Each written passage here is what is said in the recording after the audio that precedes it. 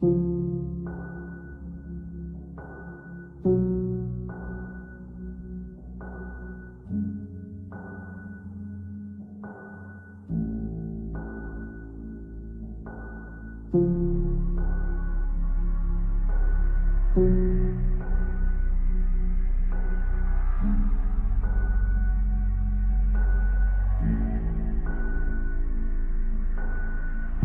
rewind like a VHS. Turn back the time, feel the beat in our chest. Make sure that we never forget. Let's rewind like a VHS. VHS, VHS. Let's rewind like a VHS.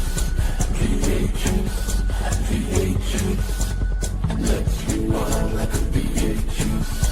Let's concede that we wanna believe that the past was only a dream, just a place that we never could leave. Follow us only in retrieve. VHS, VHS. Let's rewind like a VHS. VHS, VHS. Let's rewind like a VHS.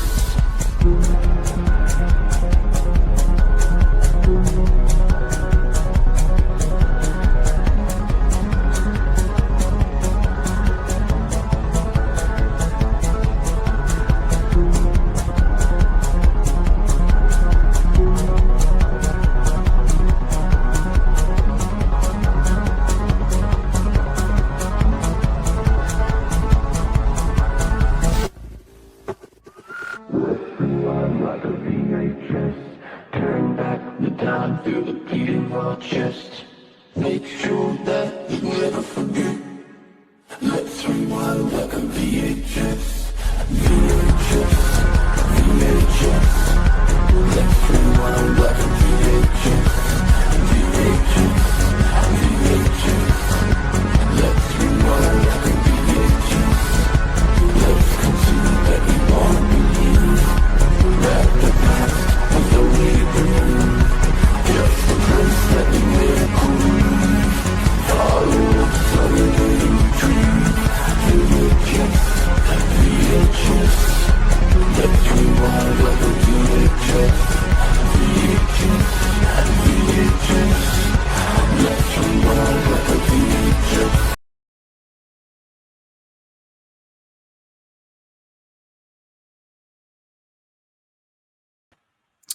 What's up, everyone? DJ Anubis here with you on the Metal Time Radio podcast with my good friend and co-host Kevin Lambert of the Entertainment Headquarters.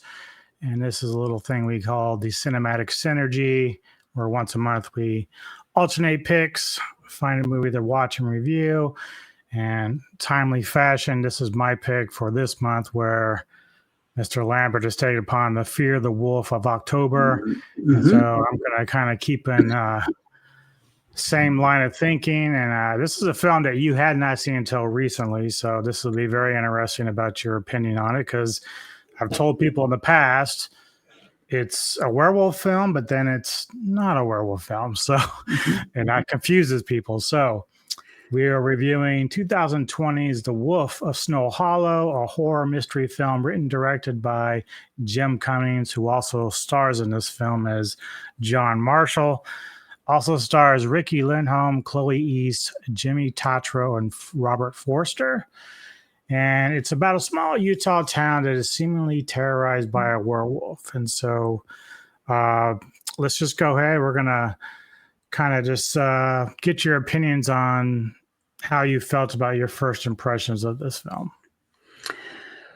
Well, when you first mentioned this film, I thought, oh, that's a horror werewolf film I've never seen before. I've kind of heard the name mentioned a few times, but I've never actually seen it. And so obviously then I finally sat down and watched it. And watching the movie, obviously when I had a little look like at the movie poster and the trailer and so forth, I thought it was just going to be like a straight up horror movie, but it's a mixture of horror and like comedy. And like you've mentioned, you go into this with the intention that this is a full on werewolf film, but then it takes a bit of a twist, which kind of I'll be quite honest, I didn't see coming. Because obviously I went into this completely blind, and in many ways that was probably the best way to go into this. Yeah, and that's the thing too. Like I kind of remember it even just back when I watched it for the first time. People would say like, "Yeah, it's a really great werewolf film, but just be prepared for the twist." And so, like, obviously, I'd seen the trailer, but again, like now the trailers that I see have a lot of the exposing of the werewolf in it. But basically, this is a story where John Marshall's the deputy sheriff of the town. His dad is played by Robert Forster, who's the former sheriff. Yeah, and John Marshall, of course, he was a recovering alcoholic. He's divorced. He has a young teenage daughter getting ready to go to college. But he's confronted with their like first murder in the town in quite a long time. And it's a little bit more baffling because the type of murder it had these like big paw prints. So it really looks like we're dealing with like some kind of animal. And of course, you know, we get more and more of these victims that happen throughout the film. And you mentioned it earlier, like the comedy aspects of this, where they, you know, some of the deputies are like, yeah, I think it's a werewolf, you know, it's got to be, you know. And then we have different, like, you know, suspects, you know, and stuff like that. And but Jim Cummings playing John Marshall is like kind of like where my issues are, because they try to force in this weird comedic moments where this guy's just having a meltdown, like he's, you know, he's dealing with his dad having issues because his dad's sick. And then, you know, he's dealing with the pressure from the local press to solve the murders, which they're having a really hard time doing. And so the comedic aspects of Jim Cummings in this don't really land. But the weird thing is when he does the more serious stuff, he's actually quite excellent. That's where it's always like a really cool thing. Your feelings on that part? I found him the most frustrated part of this film, because I agree with what you've said that when the plot's trying to be serious and they're trying to uncover the, you know, the murders and the stuff that's going around in the town, and you see like that serious aspect, him as Jim, he's spot on. Like, you know, he's really showing that he's concerned. He's really showing that he's trying to like solve this crime. But then obviously, like you see, because he's a recovering alcoholic, he has like this temper, like he can just switch, you know, when people are asking him questions, he'll just suddenly flip out and go, just do your fucking job, do your fucking job.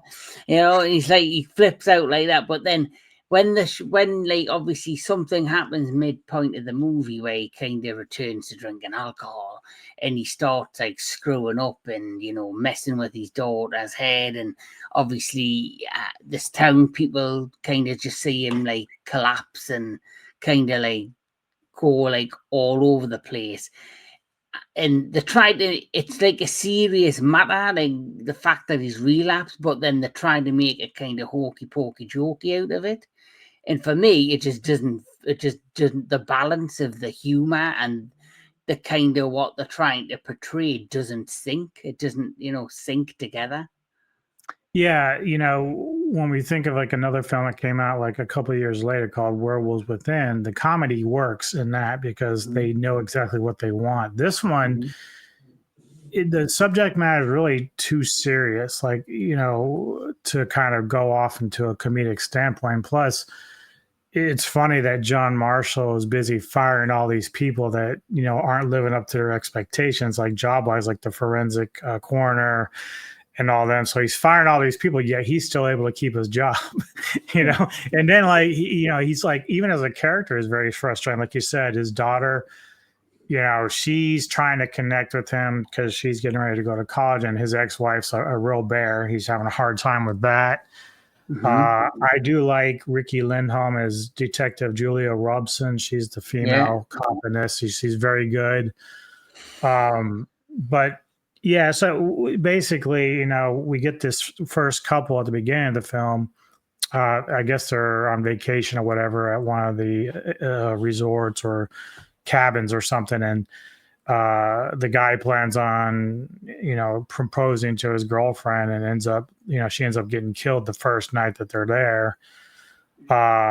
Which is cool about this film is it does show some pretty gory scenes, which I Yeah. do like. It doesn't really hold back, which is nice. Yeah. Like the start of the movie with the young couple and they're in a bar and somebody's cussing out like a friend and he doesn't like, he thinks it's being disrespectful around his girlfriend.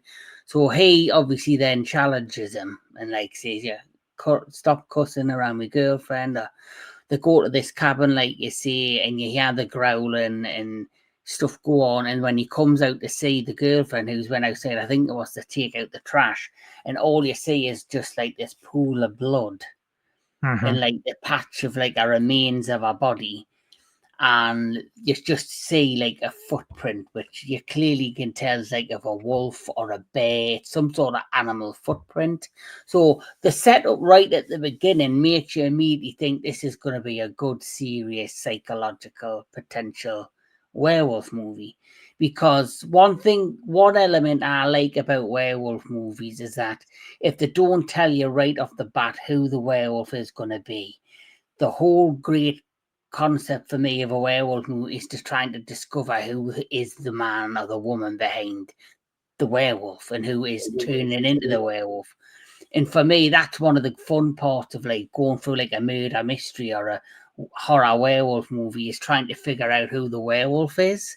Yeah. And that was one of the good things I did like about this movie as the plot progresses, because as the plot progresses, like you see, that was the first murder, but when we also find out that certain body parts are being taken away, so obviously her vagina is kind of missing, because when he turns up, the police turn up, they're like examining the body, and the chief of police is saying, so has the body been sexually touched? Has there been any sort of that kind of stuff going on? He goes, well, I haven't gotten that part because that part of our body's missing. And so that basically was like yuck, but at the same time you think, well, what the hell's going on? Yeah, it's almost like a Jack the Ripper type of thing where just sometimes the head's gone, sometimes his part's gone, and and the funny thing is, like, I remember people were saying, well, it's really not a werewolf movie, but the thing that I do like about Jim Cummings directing this is that, as you said, he allows you to try to sit there and guess who might be the werewolf. Like it really doesn't give you any ideas. They give you different chances of like is this suspect the person or this person? But the thing that's also great is that when you're watching this film and you see the attacks, he does not shy away. I watched it. I'm like, that's a fucking werewolf. Like, I don't know what they're fucking talking about. Like, that's a real werewolf. Yeah. And there's like really cool scenes, like the girl that's being attacked by her car. Yeah. You see this big wolf, and it's like, that's fucking real. Like, I don't understand. Like, people tell me this is not a werewolf movie. That's a fucking werewolf. Yeah. And she gets her arm ripped off for a one. Yeah. And you think, well, it's got to be a werewolf because it just ripped that arm out of its socket and it's pulsing of blood. And then you have that excellent shot where it's like an out of view shot of her on the floor, and you actually see the werewolf fully stood up. Yeah, you see the legs, you see the fur, you see the ears and the snout, and you're like, that's a werewolf. Yep. Well, how can they see this isn't a werewolf movie when I'm looking at a fucking werewolf? Right. And that's great because, like, obviously, as we get towards the end, there's the reveal basically. Mm-hmm. But just the werewolf suit is great. It's one of the types that I love. The design is good. Mm-hmm. It's like the Howling or Dog Soldiers style of werewolf, which is cool. They also, even though they don't really show it, we do have the mother and child that is attacked, and they both end up dying. Yeah. But again, like, yeah, it just, the only thing that really is struggling in the film is, of course, the comedy aspects, because there, I don't know, there's no sense to really insert that. But Yeah. The subject matter and how the film begins. It begins very serious with the attack on the couple, and like you say, the next part of the movie is the woman who's working like at the diner, and she's in a car. Then, like I say, she gets her arm ripped off. You see the werewolf, and then it's another vicious attack. So straight away, it goes from one serious attack to another serious attack, and then the comedy aspect is meant to be him trying to lighten the mood, or to add, like, you know, you see, like in serious films, like for example, like buddy cop American Werewolf in London.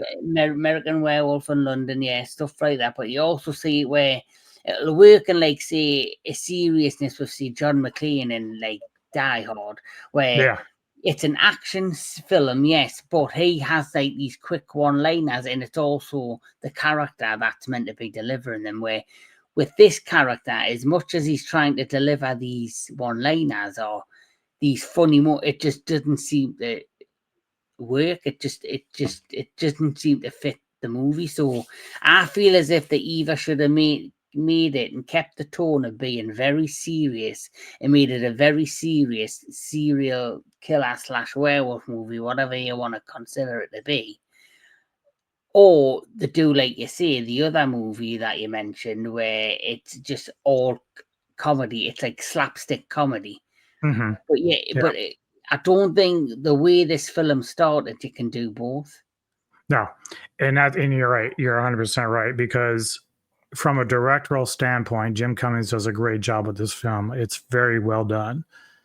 But either you're going to keep it a serious tone, which is pretty much what most of it is, or you just find a different actor to play the role of John Marshall, because unfortunately for Cummings, he can't land that comedic thing, and it doesn't really fit for this film. So, you know, like I said, he did this serious stuff. Like, I know towards the end when he's, you know, at his daughter's college, you know, he starts getting teared up. Like, you feel that moment. So whenever it came to the more serious stuff, it works. It's just him trying to insert that comedic part of it just really makes no sense. But, you know, to me, it doesn't really hurt the film too much. Like I said, it's very well directed. You see a lot of cool shots. The werewolf is cool looking. The whole story is great, you know, in my opinion. So yeah, we obviously, you know, throughout the film, he's the one that's really kind of like, there's no such thing as werewolves. I know this is a dude. Like, he just knows this is a guy that's going around killing people. But he can't explain, though, like, you know, the footprints or anything else. Like, so he's just very hard-headed. He's like, it's not a werewolf. Like, of course, but everyone else in his unit's like, I don't know, man. It sure sounds like a werewolf to me. And especially, I think it's the other guy the other detective, who goes to the phone booth and he's doing the DNA samples, and like when they talk about him, like, well, he's a proper geek. You believe he thinks that Men in Black's a documentary and stuff like that, and he's the one like, well, I think it's a werewolf, man. I think it's got to be a werewolf. And then obviously you've also got the guy who works in the mortuary, who's like thinks he's insane for saying, you know, he's saying, I think it could be a werewolf. And he's like, it's a dude. And like, obviously him in the mortuary, he goes after him. Like, he physically attacks him at one point because he's so frustrated with what's going on. Yeah. And of course they have like their own like local news source. So, you know, one of the things that we see about the dynamic between Robert Forster, Sheriff Hadley, and of course Marshall, is that, you know, Hadley was very well respected as a sheriff. He was able to do both, work with the news crews like reasonably without yelling at them or getting crazy, but then also keep enough information away from them to do their job. Whereas Marshall, he just not very good with the public at all. And of course, one of his deputies tries to, give information out, which leads to another firing because the guy gives him like a gift basket or something. He's like, "Yeah, you're still fired. You're out of here." Yeah, it's pretty crazy. Like I said, you got Julia Robson, and she's actually very cool. Now there's some things about her character. I don't know if it's just more of a character arc in the movie or not, but early on, she's there to interrogate the two guys from the bar in the beginning of the film. Yeah. So she's talking to them, and they kind of like start pulling some, sexist crap on her about like, Yeah. well, yeah, you go ahead. No, yeah, like they're being very sexist towards her, and I quite liked her character because she was the one that when John Surrey's losing the plot and like going crazy, she's level-headed. She's the one who's level-headed. She's the one that's like pulling him back and saying, we can get this. Like there's that one point where they're all screaming, "It's a werewolf." It's a guy, isn't it? And she goes, "Yes, it's a guy. We're going to solve it." And just calm down and all of this stuff. And so I actually really liked her, and I think not like you could tell there was chemistry between the pair of them on screen. I did think and I think they kind of towards the end were kind of like leaning towards her when she like, this is after he's already gone through his like drunken stupor, and she's putting her hand on his leg, like kind of telling him like, you need to kind of be a leader. You're the sheriff. You got to be the one to do this. And he kind of starts to understand like what she's talking about. Well, you do have this like one suspect who never really get like a full grasp of really who he is, but he lives in a camper out in the middle of one of the areas and has this nice wolf tattoo. And they give you this impression that this is our guy. Like this is the one that's, the wolf or the werewolf. And, but that guy ends up ODing.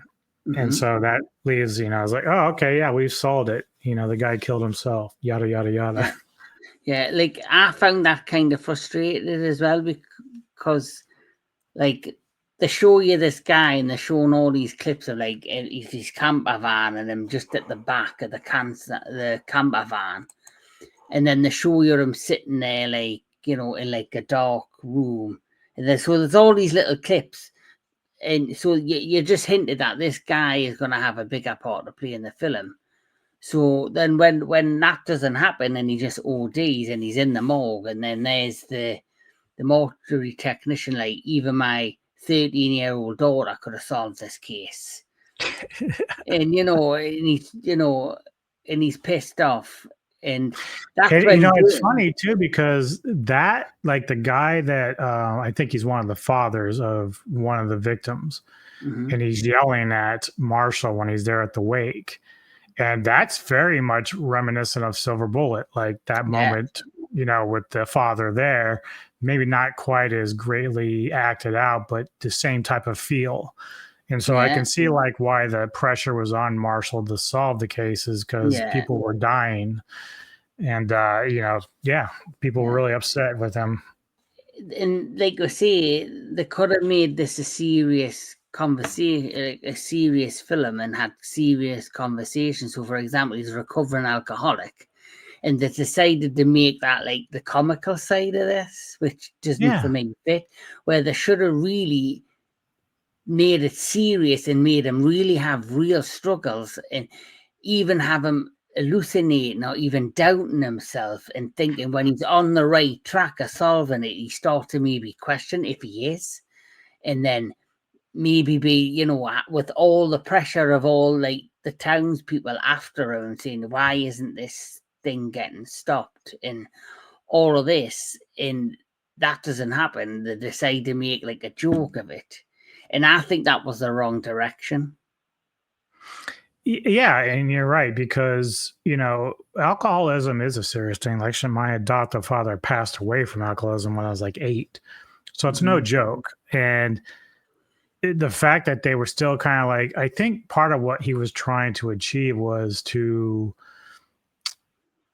make it like he was just having a mental breakdown, which in some cases he was, but trying to add in any kind of comedy beyond it just didn't work. And that's why if you're going to do something like that, where you're going to have that kind of delivery along with all the seriousness, you better find like someone who can actually pull that off in that role. But I think you and I would agree that the tone of the film is so dark that comedy really wasn't needed in this. You can have some quips here and there, but I think overall the idea is just to kind of keep it serious, because his struggles with substance abuse is also serious. So like there's really no joke behind it. Then he's got the issues with his daughter and his ex-wife, so that adds to the darkness and the sadness that he's going through. So that, yeah, again, that's really one of the things that's like the biggest problem for the film is like this moment here is great because he's actually doing the more serious stuff. Yeah. But when he's trying to enforce or force the comedy into it, it just isn't landing like it should. And it's like even the daughter in this, I found strange. Like you treat like the mother is like very controlling. She's like meant to be like this heartless bitch, but then with him having his breakdown and the way he goes on, I'm now starting to think: is it really he's the problem, or has it really been him? Like, I couldn't really pinpoint that part of this. And then the daughter turns out to be a bit of a brat in many ways. She's looking for an outlet because she's obviously her dad not really been there for her because he's a working policeman. He's constantly busy. He's constantly trying to do his job and protect the people of the town. And then he's got the pressure, like you say, of solving this case. Then he's got his ex-wife constantly on his back. But then the daughter decides at one point, in which this is like one of the third best parts of the movie, decides that she's got this guy, this college guy that she's into, and she's standing there, she's flirting with him, and there's a town curfew, and she decides to sneak out after curfew to go meet this guy, and they're making out in his truck, and she's just got her underwear on and a top when they're suddenly attacked by the werewolf. And it's that scene I found funny where they thought they had been spotted by the neighbour, and the neighbour's waving at them at the window. Hey, look, I can see you, is what you're doing. Yeah, they thought the neighbor was like catching them playing Nook, and she's like basically telling them like, you got problems outside of the truck. Yeah, and then they get attacked by the werewolf, and that's when another series happens where John turns up and he's just firing his shotgun at whatever's out there, missing, and then she falls out of the truck, and then they have this squabble, this family argument, and for me it just felt out of place. Like she's kicking off with him because he's never there for her, but then he's angry, which he has the right to be because there's a curfew. She's broke curfew. And she's went out, like you say, to play nookie. So really, she's in the wrong, but then he ends up being the one that ends up in the wrong for yelling at her, which I thought was just crazy. Well, I some of it I get. Again, he's a guy that's dealing with a past of substance abuse, and I think initially he didn't even know his daughter was there. He was like firing at the creature as it was attacking. Then when he finally realized, oh my God, what are you doing here? You should be at home.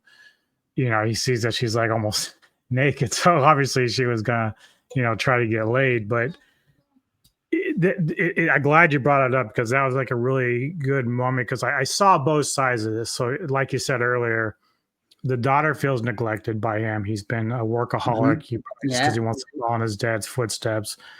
He's under the strain of trying to solve this fucking like thing that's going on with the murders.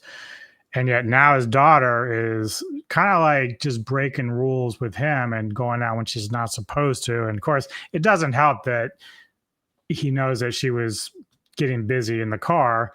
So that adds to his frustration because he ends up visiting the boyfriend, trying to like fight him, and stuff like that. But the moment there in out in the snow and everything, when he's like, he said something about trying to get the creature, and then she's like, "Well, yeah, I'm okay, Dad." Because he wasn't asking her if she was okay. He was kind of like just staying focused with the creature, and then they have that argument. And part of me just says like, okay, I get her frustration, but then you have to understand his because his guilt would have been even heavier had something actually happened to her, in that car. So, and that's how close she was to being killed. So that's part of his frustration, because he probably feels like, well, like you said, she's kind of a brat. So he's like, my own daughter doesn't understand the shit that I'm going through right now. Although we do get that good scene where when he's finally fucking trashed off the alcohol, she is trying to take care of him. Like, she's upset.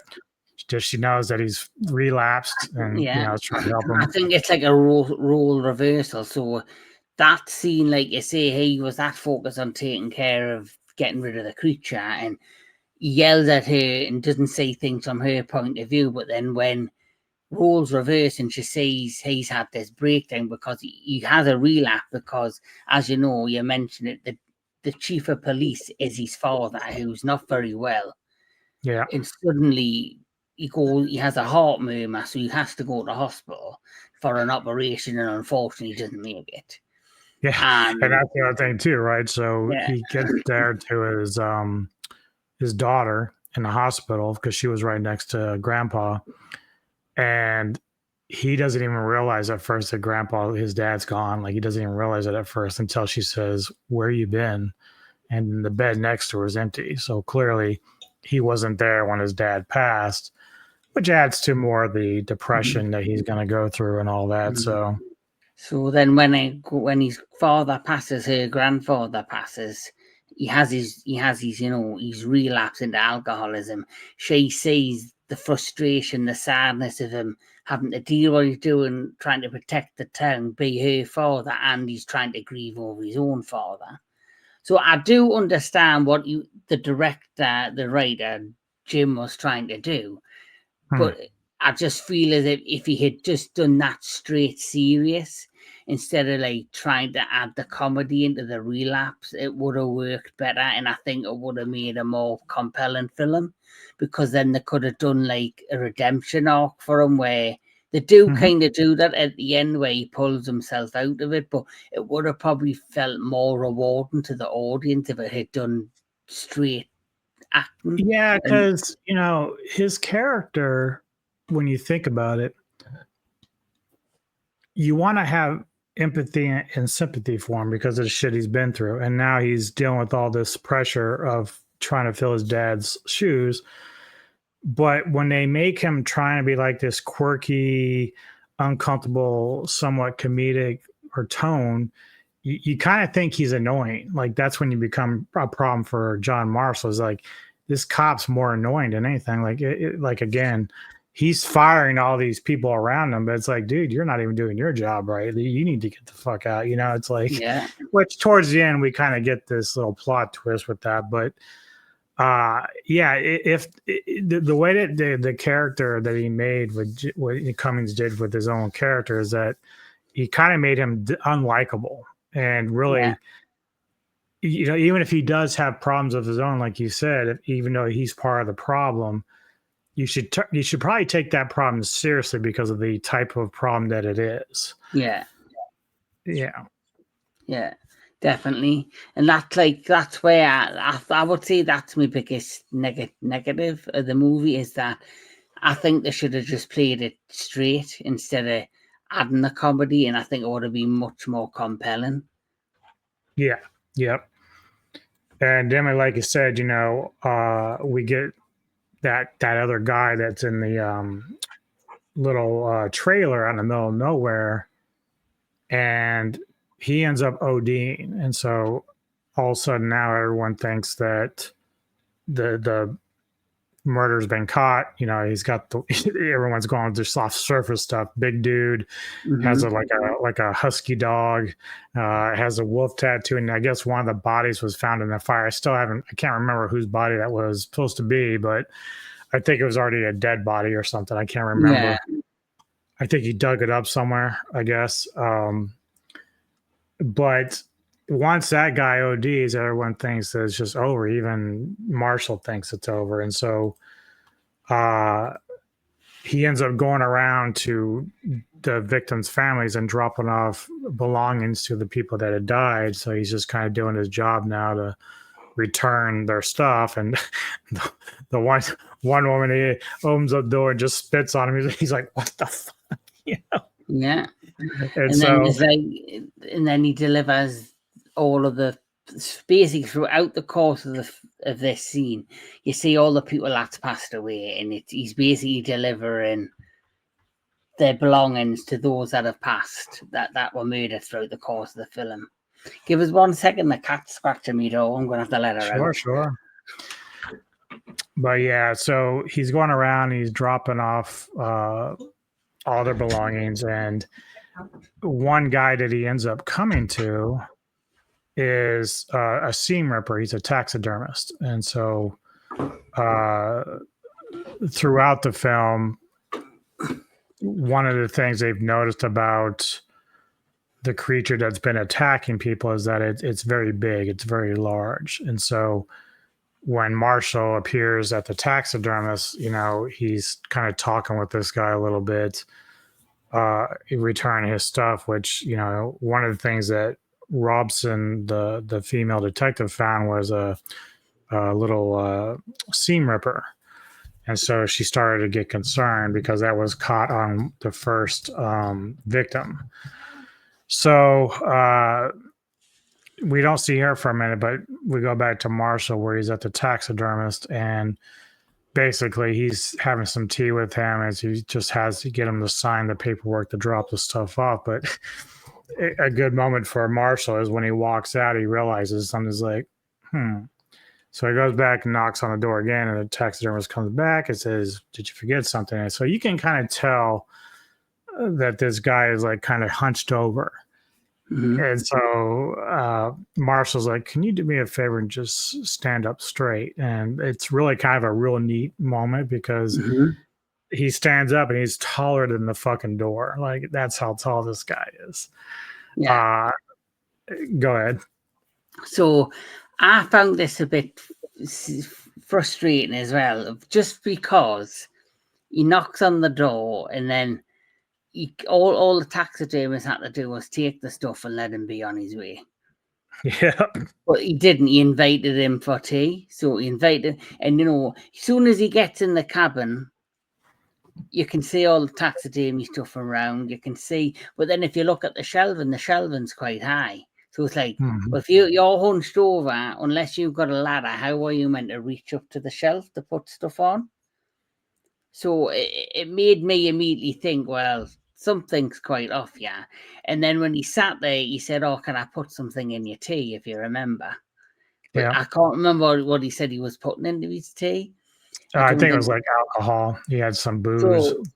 So then they're sitting down. So here's the thing I don't get. He gets up to leave. So why to the taxidermist? They don't ever show you him get up from the chair, I don't think. So then it makes you think, right? And so then he takes him outside. He walks away. Then John's like, "Something's not right, yeah." And he turns in. Then he says, "Stand up straight." So when he was sitting down, even if you are sitting down, you can tell the length of a person. Like, if you were sitting down next to me, I would be able to tell by the length of your legs that you're taller than me. Like, I think part of it is it's to trick us, the viewer, because if it's too obvious for us, then we're like, wait a minute.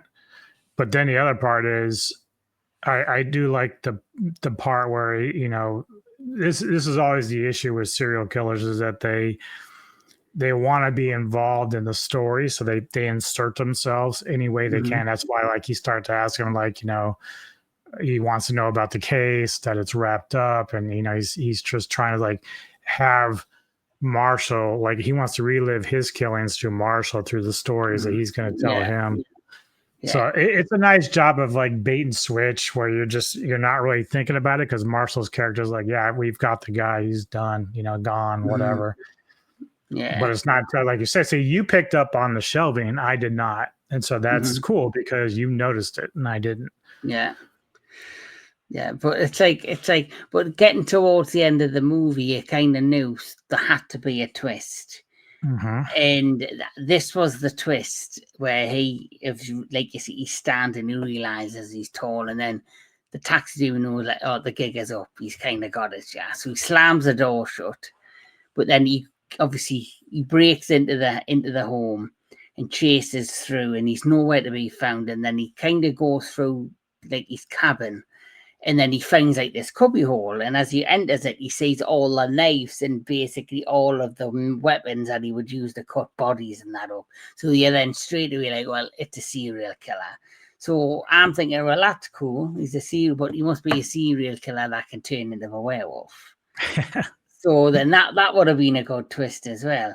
But then as the film progresses, suddenly the taxidermy appears out of nowhere and stabs him with one of the knives right in his stomach, and you see the blood spurt out his mouth, which once again, serious moment. And then as he looks up, it's like the back end of the cabin where there's like this opening, and he sees him finally where he's standing ready to walk out in the snow, and he's put on like this suit because like see, he's a taxidermy, so he's made himself a suit out of probably wolf skin and basically created a fully immense werewolf suit, which is an amazing idea, which I didn't see coming. Like you say, this is the bit that I really enjoyed because I did not see this coming. And the fact that it was revealed he wasn't a werewolf, that he was just a serial killer. But them scenes at the beginning where you saw the white wolf like slashing at people, it now makes sense because when she had her arm cut off at the beginning, you seen like all the surgical knives and scalpels and all of that. So when he attacked her, he probably had something in his hand, which they didn't show you on camera, where he basically sliced her arm off. Yeah, there were some, like, when you do see somewhat, now granted, to do the damage like that to the arm, you would have to have something incredibly sharp. But like when he attacks the truck with his daughter, you can see the hand on the back glass, and it's kind of like he's got like either blades of sorts in the paw or whatever he's using there. But again, that's probably more like a bait and switch where you don't want, like, if you see a knife, then you're like, okay, it's a dude. But they wanted to keep the illusion that it was definitely a werewolf. Yeah, and like you see, I never seen it coming. Yeah. So obviously, the taxidermist, he runs out into the forest because he's in a cabin and it's dark, and he's figuring, okay, you're not going to catch me because I know my way around here. And he stabbed him pretty good. I mean, he had actually took him off the ground, which I thought was impressive. Like, I was like, ooh, this is like a Michael Myers thing. He basically lifted him right off the ground. And if not for the cops coming, because that's when the detective and them were coming over there because they knew who to look for at this point, it chased him out. So he went, got his suit on, and he started running out there. And then, of course, Marshall also follows him out there, and they get into a bit of a tug of war to almost to the point where the taxidermist was going to kill him for a final act until he gets shot by Robeson, who's there, and she saves his ass. So again, great moment. I think I'm kind of like you in some ways when it comes to this film. Like, it's either, I kind of wish either he really was a werewolf, or that maybe there was a werewolf that no one knew about and just showed up and took him out, which would be kind of interesting. So obviously it turns out it's just a guy. The one thing, and I don't know if you picked it up on it all, because they don't really discuss his motivation. No. The only thing I can come with is that he had an issue with women. I think the one woman with the daughter, I think he actually liked her at one point. And so like when she wasn't really responding to his advances in the cafe, I think he just takes it personally. Same with that other ski instructor. I think he might have been either liked her or dated her at one point, and it just went sour. So, like you say, that they didn't really delve. Like you say, you said the switch and bait. They've kind of done that with the guy who OD'd in his little cabin. Exactly. They basically pitched that he was going to be revealed as the serial killer, and they never really showed any glimmers of the taxidermist much throughout the course of the film. They didn't really give you any hints that he potentially could be a suspect. They focused on that one element, and then when they finally reveal the killer, it is like a total out of nowhere moment, and like shocking in many ways. If you go into this blind, you'll be like, whoa. And that's what I did. And like I say, I was surprised with it, and I was surprised with the twist at the end, but it was a twist that I did enjoy. Like I say, in him being a serial killer, and I looked at it like, because there isn't a backstory, you just have to take it as it is. Like, you could have had issues with his parents. He could have had like a wife or something that left him, and he, flew off the handle. And the women he's targeted could have reminded him of his ex-wife or his mother or something. You're never gonna know, because they didn't really hint at it or delve into it. Yeah. Obviously it just kind of caught my attention, because when you think back, all the victims were mainly women. So like he was basically attacking women, and then the one deputy that he attacked was mainly trying to get away from the night that he attacked the daughter. So that was quite like just one of those casualties that were not.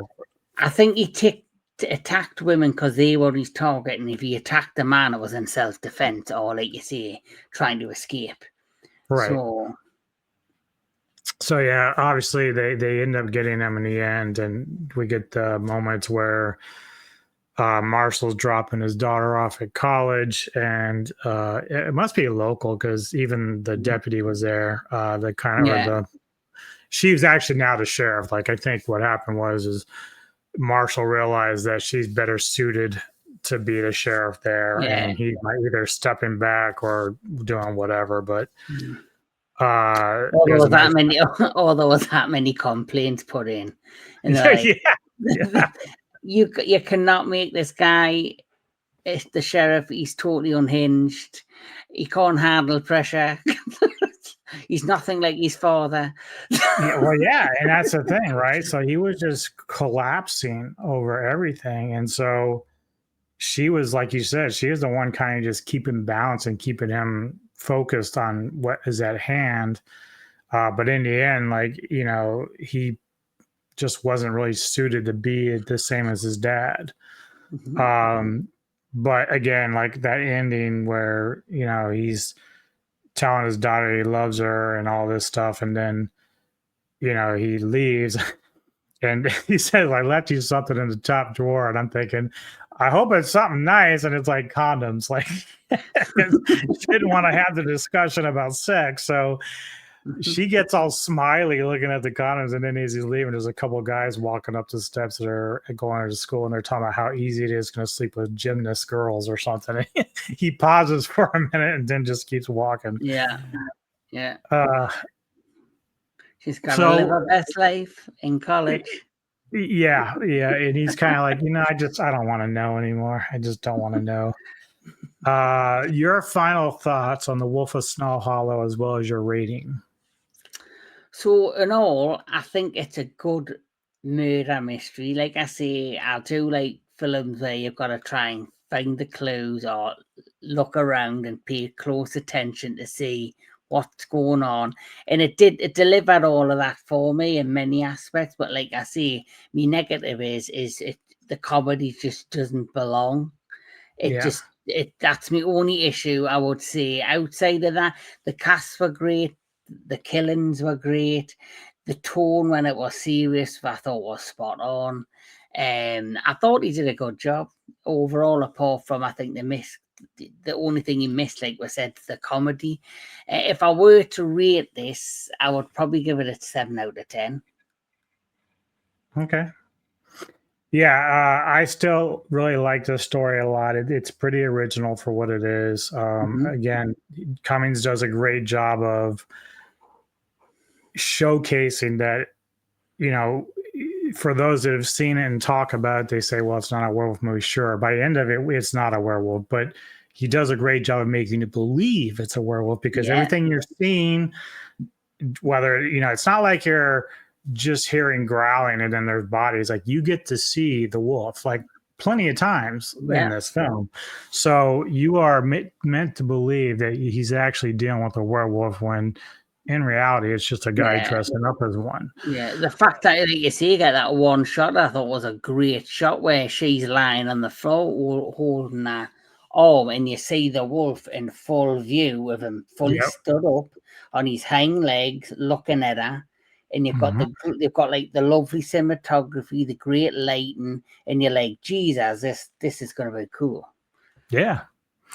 Yeah. And so, again, you and I are in agreement. The comedy just isn't working with the film. And when I watch it this time around, it's like it falls very flat. And it actually just kind of ruins the mood. Like I said, it makes the character John Marshall seem annoying. And it's like, if you take that aspect out and just keep the guy that's still under pressure dealing with all these demons of the town, the murders, the alcoholism, his family, it works better. Like, sure, a lot of times when directors do horror films, they want to try add in some comedic moments, but it has to be a movie that can deal with it in a way like that. So, like, if we watch American Werewolf in London or Dog Soldiers or Werewolves Within, it works because that's what it's meant to do. It's meant to kind of do that. Yeah.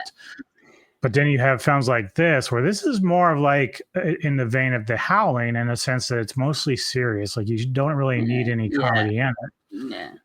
It's like it was like you didn't know where to fit the comedy or where to hit the comedy. Where I feel like if you're going to struggle doing that, don't do it at all. Right.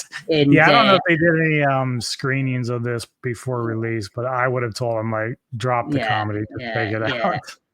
Another thing, I think, probably my second negative is Robert Forster was not really used much after his introduction. And then they had him like at the end, like where he became central to what caused John to have his relapse. Yeah. Where I think he wasn't doing well, though. I think because this is the role that Forster had before he passed. So I think that's sort of part of it. Oh, right. That makes sense. Yeah. But it's kind of like the Sid Haig thing from Three from Hell. Yeah.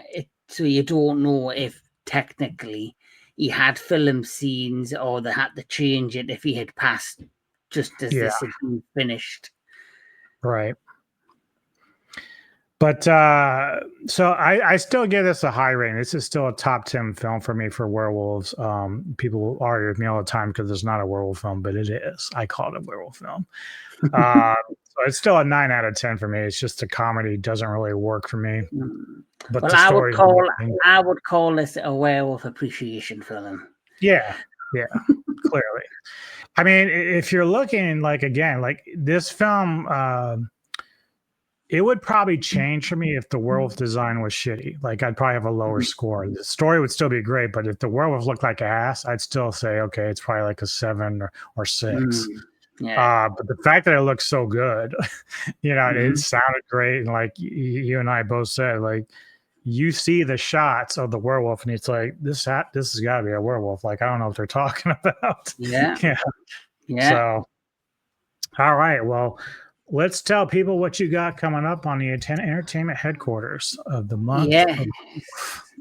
Yes. So, of course, we are in we're in the month of October. We are in the witching month or the Halloween month, the horror month. So, because of that, I'm dedicating my channel to my horror theme this year, which is Fear the Wolf, the month of werewolves. We've already did a couple of streams. We did Silver Bullet, Bad Moon. We also did the original Wolfman from 1941 and the remake from 2010, I believe. Next up, coming up, is on the 11th, which is this Saturday. We're going to be doing the Howling franchise, which you're going to have a lot of fun with. And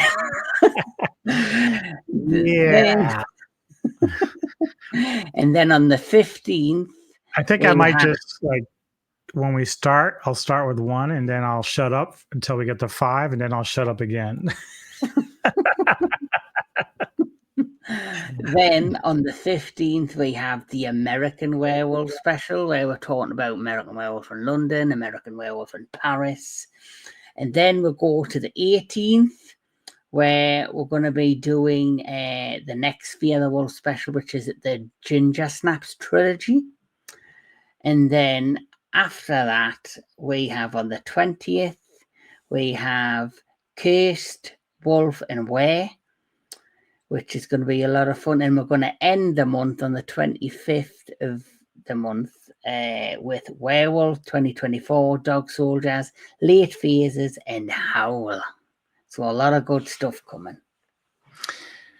As for me, later this evening, Ghouls of Midnight continues with me and Mr. Tony of the Dead. My pick this week is a movie called Allegoria by Spider One, who's actually Rob Zombie's brother. If you ever listen to Power Man 5000, he's a singer of that group, but he directed this. It's kind of like an anthology called Allegoria. And then Tony picked 2025's VHS Halloween, which is like a franchise of VHS, if people know that work. Yeah. As you said, Fear the Wolf on Saturday, which I'll be there for the Howling franchise. And then later in the evening, I'll be on Olvin's channel for Silver Screen Savants as we do The Fog from 1980, John Carpenter. And then I'll be joining Jedi Granville on the 12th for his Galaxy of Terror review. So that would be a lot of fun. As far as like the more wolf stuff, like a lot I'm going to be with you on for your Fear the Wolf stuff. Now the 17th is when I'm kind of continuing, basically piggybacking off Kevin here. I'll be doing my own little special called Full Moon Mayhem. And in that, I'll have 4 films we'll be discussing. It's Werewolves Within, which we kind of talked about a little bit. A film called Viking Wolf. Wolfen from 1981, as well as Full Eclipse. And so those are the films I'm going to tackle as far as we're going to continue with the wolf vibe of October. So got a lot of stuff coming at your ways, people. Yeah. Full Eclipse, I don't think I've seen that one either.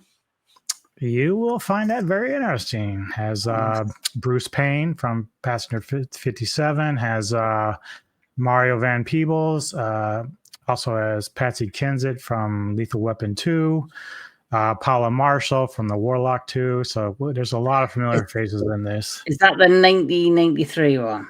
Yes. Yes. So I do have that on my Plex, I think. So, but I'll double check.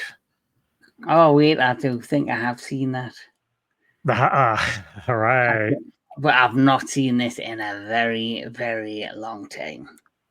Yeah, I watched it probably like, because I bought it like eventually. I might have done a review on it with somebody. I don't remember, but yeah, it's one I hadn't seen in quite a long time, but it's a lot of fun. A little bit different to a lot of werewolf films. So, and I've just remembered something since you mentioned Jedi Granville. Him and me will be getting together on Sunday coming up because we're going to be talking about 1963's Atragon, which is a classic Toho film. It has Manda in it, the first film that featured that kaiju. So it's quite an interesting film, and obviously this will be my first time, I think, on Jedi Granville Productions. So I'm looking forward to that. All right. So yeah, everybody, please go like and subscribe to the Entertainment Headquarters, a fantastic channel, a lot of great content over there. Like and subscribe to the Metal Tavern Radio podcast if you wish. We appreciate the support. And give us your comments. How do you feel about this particular film? Do you think it's a werewolf film or do you not think it's a werewolf film? That's always the debate. But we appreciate all the support. And again, thank you very much, folks, for the support, as well as Kevin. Thank you for being here again. Do you know what your next pick is for cinematic? Did you decide on that? So mine's the November pick, isn't it? Yeah. I think I'm gonna pick Bone Tomahawk. Oh, it's been a while since I've seen that, but yes. Yes, I've got a fancy for a Western this time. Western with a twist.